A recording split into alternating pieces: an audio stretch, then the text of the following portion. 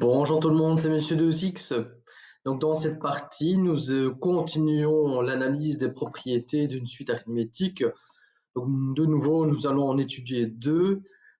Donc la première concernera un critère qui permet justement de décrire si oui ou non une suite est arithmétique ou pas. Et dans un deuxième temps, nous étudierons une propriété qui a été utilisée lors de l'analyse du nombre de cigarettes fumées par Lucie dans l'activité.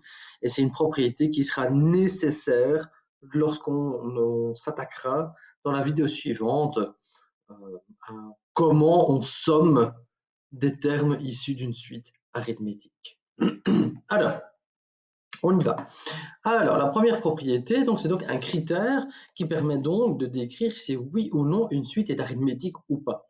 Et donc, qu'est-ce qu'elle dit? Elle dit qu'en fait, que si vous prenez n'importe quel terme d'une suite arithmétique et que vous considérez, vous êtes situé à une certaine position et que vous faites la moyenne des deux termes qui l'entourent, eh bien, en fait, vous allez retomber sur la valeur située à la position n.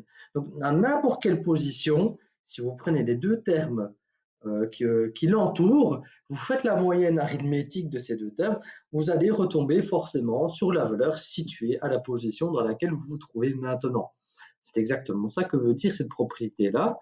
Donc, un terme situé à n'importe quelle position vaut forcément la moyenne des deux termes qui l'entourent. Moyenne arithmétique. Important. Alors, on va démontrer ça. Vous allez voir, c'est hyper rapide, hyper rapide. Alors, par définition de suite arithmétique, eh bien, on sait que Tn, c'est donc le terme précédent plus la raison. C'est la récurrence. Alors ici, même chose. Par récurrence, je sais que le terme Tn plus 1, c'est le terme Tn plus la raison. Donc l'élément suivant, c'est l'élément actuel auquel je lui additionne la raison. Et je vais l'écrire dans l'autre sens. Je vais dire que la valeur actuelle, c'est la valeur suivante moins la raison. C'est ça que je veux dire ici. Maintenant, je vais additionner membre à membre. Ainsi, lorsque j'additionne membre à membre, les raisons disparaissent vu que j'additionne. Et ensuite, en divisant par 2, je retombe sur ma propriété, ce que je devais démontrer. Donc, le petit carré ici, ça veut dire fin de démonstration. Alors, en général, ça va surtout être utile lorsqu'on va travailler avec des suites de nombres et que ces suites de nombres sont construites avec des expressions littérales. C'est vraiment dans ces cas-là que ce critère va être utile.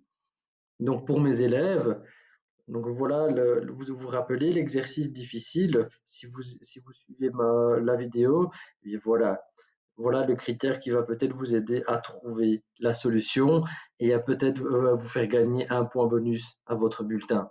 Et oui, j'aime bien, moi en tant que prof, j'aime bien donner des petites questions supplémentaires, des petites questions bonus par rapport à des questions compliquées et ça peut faire gagner des points. Je pense que c'est mérité. Pour les questions compliquées, je pense que c'est assez mérité. Au moins, ça fait comme un défi pour les élèves. Et ces défis sont c'est pas que c'est très difficile, mais voilà, il faut y penser, il y a un petit peu de calcul, c'est autre chose que les questions bateau. Alors, on va appliquer un exemple. Voilà 3 termes en suite arithmétique. Alors, c'est pas voilà 3 termes. On sait qu'ils sont en suite arithmétique. Alors, c'est pas évident de le voir. C'est pas facile à le remarquer. Eh bien, par exemple, ce critère va nous aider. On va montrer que la suite de 3 nombres ici, eh bien, est en suite arithmétique.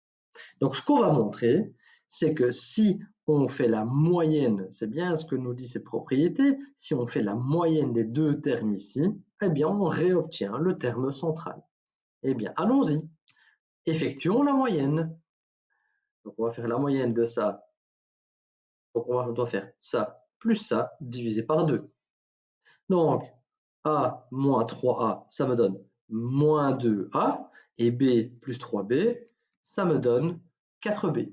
Mais là, je peux diviser par 2, ici et ici, et donc ça nous donne 2B moins A, ce qui représente bien le terme central. Et donc, les trois termes, selon ce critère, sont bien en suite arithmétique. Alors, la prochaine propriété, qu'est-ce qu'elle raconte? Alors, pour vous expliquer ce qu'elle veut dire, alors, je veux que vous repensiez à Lucie et au calcul du nombre de cigarettes qui avaient été fumées par Lucie sur le total. Je mettrai le lien vers la vidéo. Plutôt par là. Pas ma bouche, hein. Là, plus loin. Là, là, là, là, là, là, là. C'est en haut. Là, là, là. Voilà, tu vois. Là. Euh, et comment avions-nous fait le calcul? Eh bien, le truc, c'était qu'on prenait les extrêmes, on prenait le premier et le dernier élément de la suite, dernière étape, et on les additionnait.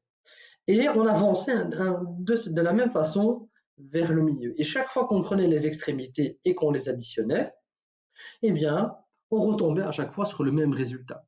C'est exactement ça que représente cette propriété-là. Et c'est donc, comme déjà expliqué en début de vidéo, cette propriété-là qui va être très très très utile dans la formule, la démonstration de la somme. Alors, allons-y, on va tout simplement utiliser la forme de récurrence d'une suite arithmétique. Donc, T0 plus Tn-1, donc par récurrence, je sais que c'est le terme suivant, donc T1, auquel je vais lui soustraire la raison, et le Tn-1, c'est donc le terme précédent auquel je vais lui additionner la raison. Et donc je remarque que les raisons ici peuvent se simplifier, et remarquez que la première égalité ici est démontrée. Alors on va maintenant essayer de démontrer cette deuxième égalité. Donc si on arrive à en démontrer deux, le restant, alors théoriquement on devrait utiliser une technique qu'on appelle la technique, la démonstration par récurrence, mais ce n'est pas le but de cette vidéo. Je discuterai des démonstrations par récurrence dans une autre vidéo si vous le désirez. Hein, mettez des commentaires, ainsi je sais si je dois en faire ou pas.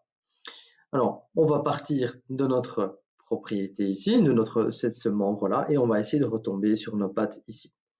Donc T2, je sais que c'est T1 plus la raison, formule de récurrence. Tn-3, je sais que c'est l'élément suivant, Tn-2, moins la raison. Et donc de nouveau, les raisons se simplifient, et donc je retombe sur l'égalité ici, l'élément qu'on avait avant dans l'égalité. Et alors on peut continuer ainsi de suite, et ainsi de suite, jusqu'à l'infini. Donc voilà, j'espère que ces deux propriétés vous sont comprises.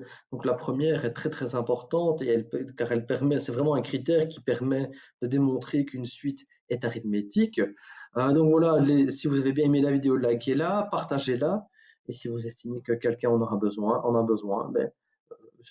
voilà, proposez-lui la vidéo. Et sur ce, je vous souhaite une agréable journée. Au revoir.